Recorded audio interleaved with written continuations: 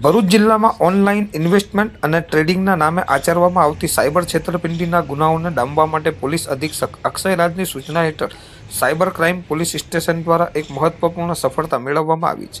આ ગુનાની વિગત મુજબ ફરિયાદીને સોશિયલ મીડિયા પ્લેટફોર્મ થ્રેડ્સ અને ટેલિગ્રામ પર ગુરનીત રંધવા નામની પ્રોફાઇલ ધરાવતી અજાણી વ્યક્તિ દ્વારા સંપર્ક કરવામાં આવ્યો હતો અને લોટીબે નામના પ્લેટફોર્મ પર ઓનલાઈન સ્ટોર ખોલવાની જીવન જરૂરિયાતની વસ્તુઓના વેચાણ દ્વારા વધુ નફાની લાલચ આપવામાં આવી હતી. આરોપીઓએ પોતાની અસલ ઓળખ છુપાવી ફરિયાદી પાસે અલગ અલગ સમયે કુલ 10 બેંક એકાઉન્ટો અને 2 યુપીઆઈ આઈડીમાં આશરે 1,10,25,500 રૂપિયા જમા કરાવ્યા હતા, જેમાંથી માત્ર 39,930 રૂપિયા પરત આપી બાકીના 1,09,85,570 રૂપિયાની મસ્ત મોટી છેતરપિંડી આચરી હતી.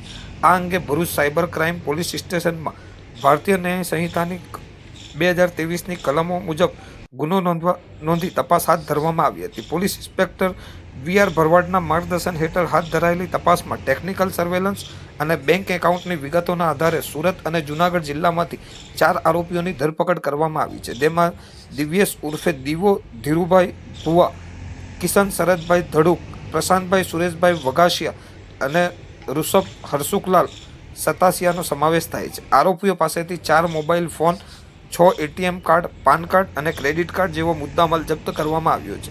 તપાસ દરમિયાન એવું પણ બહાર આવ્યું છે કે આરોપીઓ દ્વારા સંચાલિત સુરતની ઇન્ડસઇન્ડ બેંકના ખાતામાં 2,16 લાખથી વધુ અને વાપીના ઇન્ડસઇન્ડ બેંકના ખાતામાં 2,40 લાખથી વધુના નાણાકીય વ્યવહારો માત્ર થોડા મહિનાના ગાળામાં કરવામાં આવ્યા હતા.